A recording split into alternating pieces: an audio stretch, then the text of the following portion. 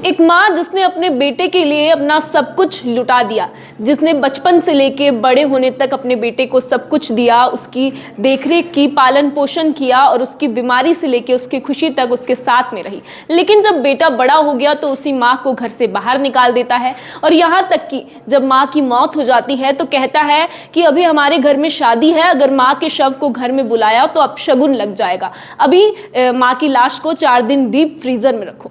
इस वाक्य ने सभी को हिला कर रख दिया, सभी की जो आंखें थी उनको नम कर दिया। सभी सुन्न हो गए कि कैसे कोई बेटा अपनी माँ के लिए इतनी बड़ी बातें कह सकता है और सिर्फ अंतिम संस्कार तक अपनी माँ का नहीं कर पाया। दरअसल ये घटना है उत्तर प्रदेश के गोरखपुर की, जहाँ गोरखपुर की रहने वाली एक महिला शोभा देवी और उसके पति को उसके बेटे ने 1 साल पहले घर से बाहर निकाल दिया था। तो दोनों पति पत्नी कभी मथुरा तो कभी अयोध्या भटकते रहे और अंत में एक आश्रम जो कि जौनपुर में था वहां जाके ठहरे। कुछ समय वो वहां रहे आश्रम में, लेकिन जब माँ की बीमारी के चलते मौत हो गई तो बेटे को फोन किया गया कि आपकी माता की मृत्यु हो गई है, तो कृपया दाह संस्कार के लिए या अंतिम संस्कार के लिए उनके शरीर को या शव को आप वहां मंगवा ले। लेकिन बेटे ने कुछ ऐसा कहा कि हर कोई सुन हो गया। जो जितने भी वृद्धाश्रम के कर्मचारी थे वो सभी इस बात पर भरोसा नहीं कर पाए। दरअसल बेटे ने कहा कि अभी हमारे घर में शादी है तो माँ की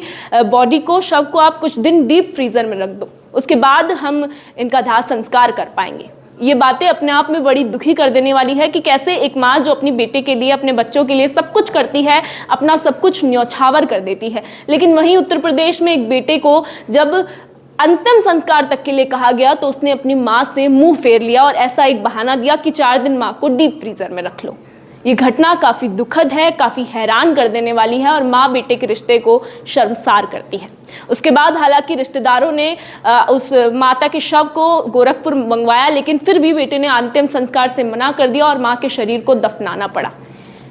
ये दुर्भाग्य उस माँ का नहीं, उस बेटे का है जो अपनी माँ का अंतिम संस्कार तक ना कर सका।